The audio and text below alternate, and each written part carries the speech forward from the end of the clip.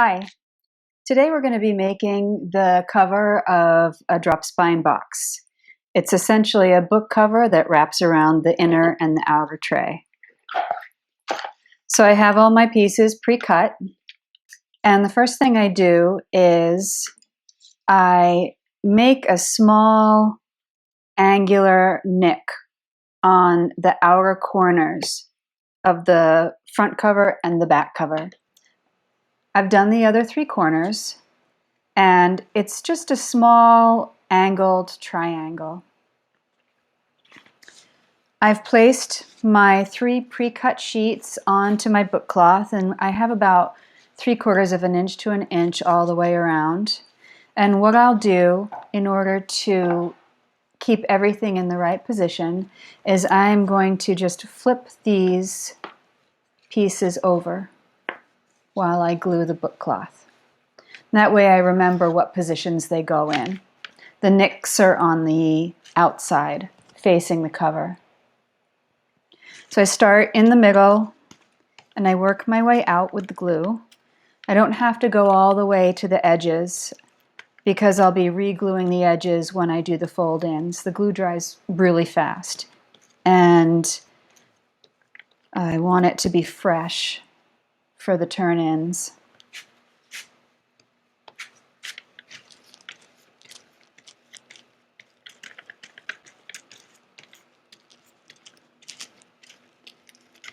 So I'll begin with one cover, put it in place with about the 3/4 to 1 inch border, lay it down. And then I'll continue my gluing for the spine.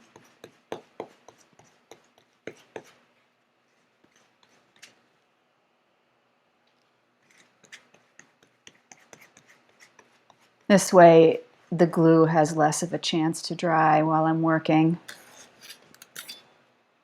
And then I use the edge of my triangle to line up the pieces so they're square. I'll flip my spine over into place, and I can slide it around a little bit until it's lined up on this side, and I have about 3/16 of an inch in between to form the gap.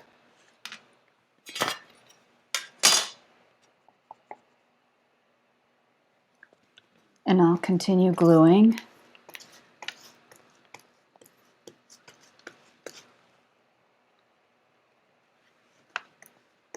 Working my way out to the edges.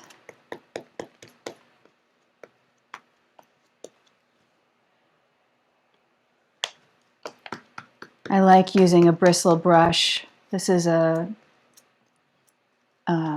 pig bristle or hog bristle glue brush.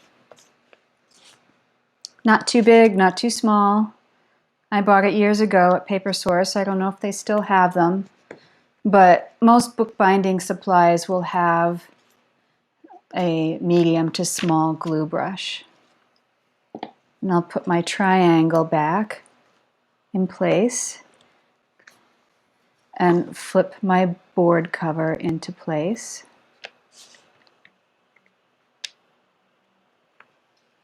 About 3/16 of an inch in between. At this point I can eyeball that measurement because I've done it so many times. But if you're not sure, you can draw your lines beforehand.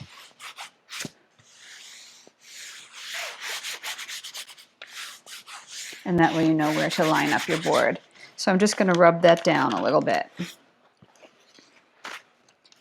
Then I cut the corners off, and it's about a 45-degree cut, and I leave about a board thickness to cover that corner.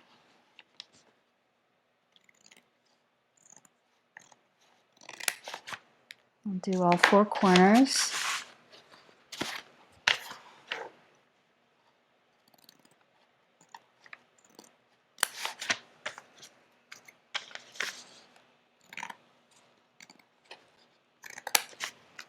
And then I'm ready to glue in the flaps.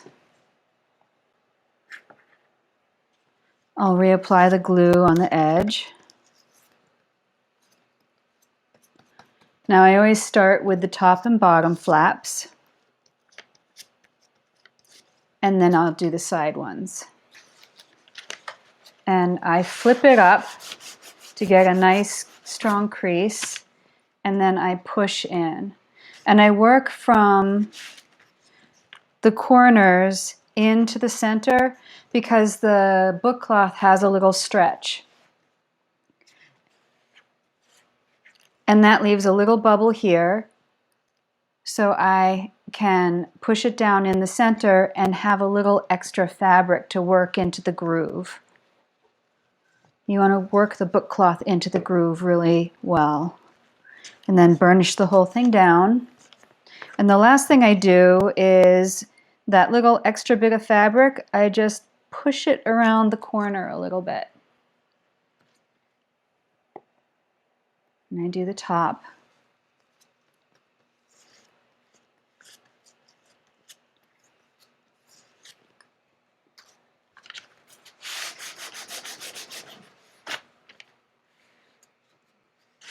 Work it in from the corners. That book cloth has a little stretch to it.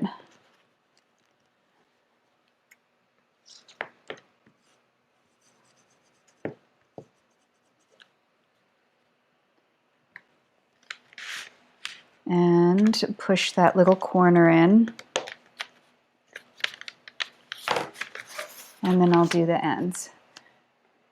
Now, as you can see, I move over just a little bit every time I glue a flap, so I don't place my cover back into the glue on the waste paper.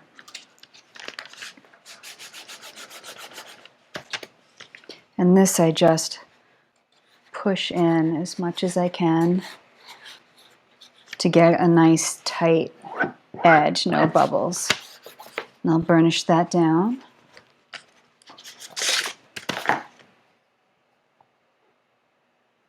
Do my last flap.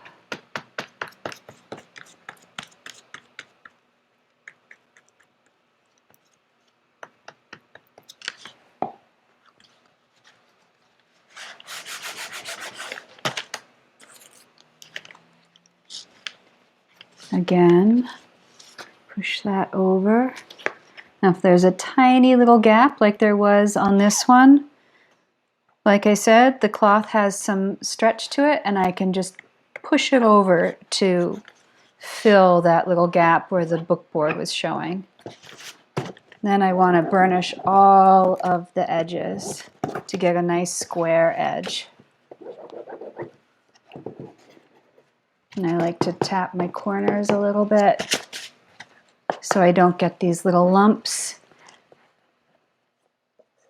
So now I have a piece of cloth to line the inner spine of the cover.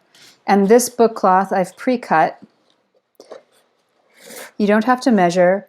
You just make it the same size as the inner tray. I'll glue that up.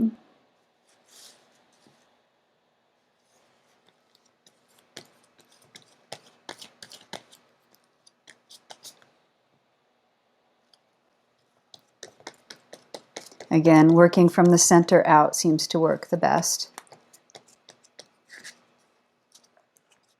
And at this point, I get rid of my waste sheet because I don't want to put my book cover back into the glue, which is all over the waste sheet from gluing up this center piece. Now this piece, I center it on the spine, top to bottom, left to right, approximately. Can slide it into place, and I adhere it in the center, and I leave this part a little loose because I need to push it into the groove and then spread it out on the cover. This side also, I'll press it into the groove and then I'll spread it out onto the cover. Now I just want to continue burnishing that down.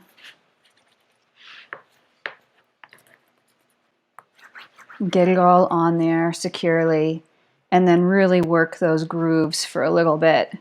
I like using the square edge of my Teflon folder and working that into the groove on both sides. So first I run it along this edge of the spine, and then I run it along the edge of the book cover. Rub it down. And the cover of the drop spine box is finished.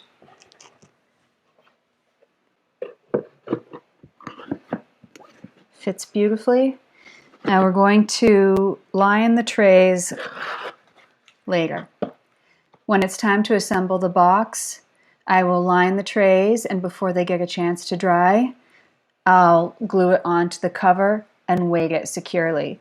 If you line the trays now and they get a chance to dry thoroughly, oftentimes they'll cup, and then it's really hard to weight it down and get a nice bond onto the cover.